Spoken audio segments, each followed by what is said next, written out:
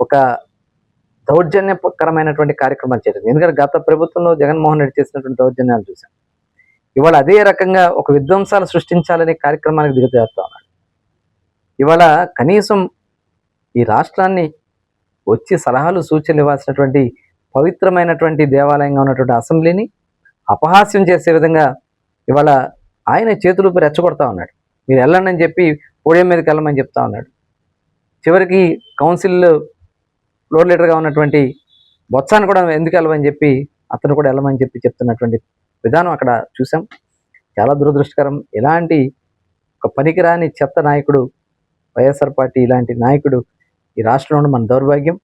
డెఫినెట్గా ఇవాళ కూటమి ప్రభుత్వం బాధ్యతగా అటు కేంద్ర ప్రభుత్వ సహకారంతో, మోడీ గారి సహకారంతో, అలాగే ఈరోజు ముఖ్యమంత్రి గారి యొక్క ఆలోచనలతో, ఒక పక్క పవన్ కళ్యాణ్ గారి సపోర్ట్తో ఈ రాష్ట్రం అన్ని రకాలుగా ముందుకెళ్తుంది. ఈ అసెంబ్లీ బడ్జెట్ సమావేశాల్ని విజయవంతంగా, అర్థవంతంగా ప్రజలకి చేస్తున్నటువంటి కార్యక్రమాలన్నీ కూడా తెలిసే విధంగా చర్చించుకు ముందుకెళ్ళాలి. మేము